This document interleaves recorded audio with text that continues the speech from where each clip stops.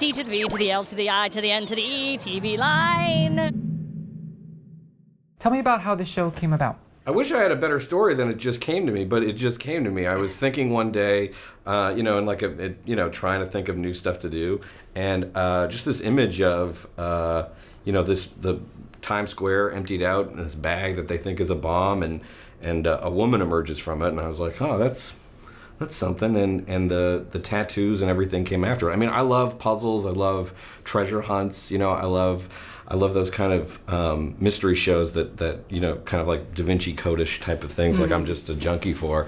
And so I've always wanted to do one, and this felt like, oh, I've never seen a treasure map like on a woman's body before. I bet that would do all right. And what intrigued you about it? For me, it started with the script, and I've been reading a lot of scripts lately, and that was literally the first one that I thought, oh man, I could do some really great things with this. Let's talk about the Times Square scene. I'm sure you'll be talking about that endlessly. Shutting down Times Square in the middle of the night, and what was that like? I mean, for me, it was, I went through the 7 hours of tattoos, and then we eventually rolled out at like 3 a.m. or so, and just to look around and see nothing around, it was crazy. I mean, that's like one of the most popular spots in the world.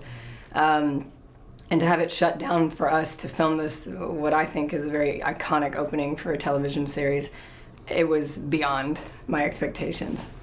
And for you? Yeah, I mean, we wanted to do it. I had shot something smaller in Times Square before, and so I knew they were a friendly environment. We assumed that we were going to have to do a lot of like digital paint out of people and cars for the wide shots, but the NYPD was so cooperative, and we had like 45 of the greatest PAs on staff, and we really did lock it down. There's not a single visual effect in the entire thing. We started small, with like the areas we could control, and then as the night got later and later, we got wider and wider until you see that like giant crane shot where there's like nothing. At what point do you think the tattoo application you're gonna be like, oh, what the hell did I sign up for? Like 3 weeks ago. No, I'm just kidding. It's so weird. So I don't mind them. I don't think they feel terrible or anything. The ones I wear on the show, I say that because I just had these other stick-on tattoos put on me, and I actually can't get them off. So I'm a little like, ugh.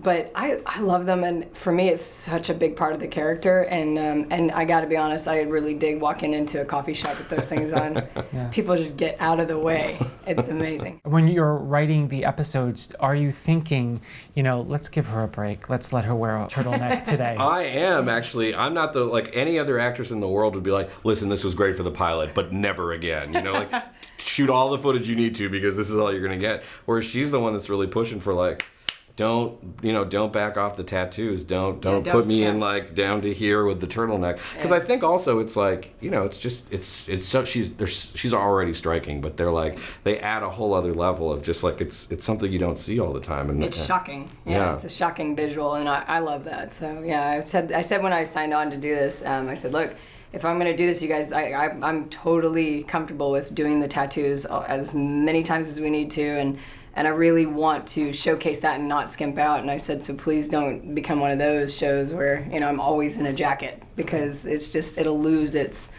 mystery, it'll lose its appeal. How do you parcel out the clues attached to the tattoos? What would stop someone from just doing a complete scan and then finding all the clues and then solving all the mysteries right away? They could technically do that. The way that we're shooting it is like, even with still frames and stuff like that, like you'd have to, the density and the depth of the tattoos is like, I don't think like even HD really captures unless you're like very close to it. Mm-hmm. And then the other thing too is like a lot of the tattoos, they need additional information that comes from, so there are pieces that absolutely you can solve, like the second tattoo for episode 2 is a direct correlation to the first tattoo, like the one that, so there is some stuff in there that you can figure out, but as the show progresses, as events happen, then you can trace back to her body, if that makes any sense. I know it's like, without being specific, it just sounds like a garbled mess, but basically, yes, I think if some people are there's a lot of stuff hidden in there, and I think some people are geniuses online, and so they're gonna figure out some stuff,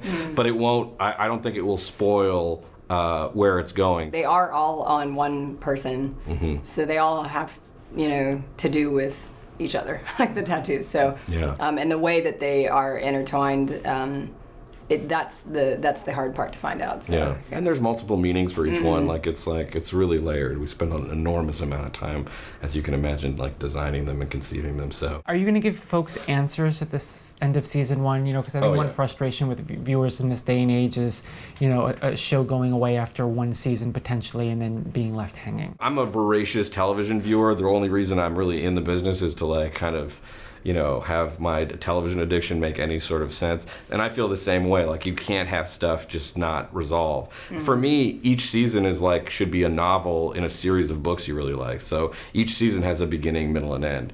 And we, you know, the backstory that we've come up with is so incredibly complicated. We actually have a lot of cards that we can turn without getting to the end, you know? So there's, you know, the first season, I think the theme is who is Jane Doe and what's her connection with Kurt Weller. And that's stuff that we're going to know by the end of the first season.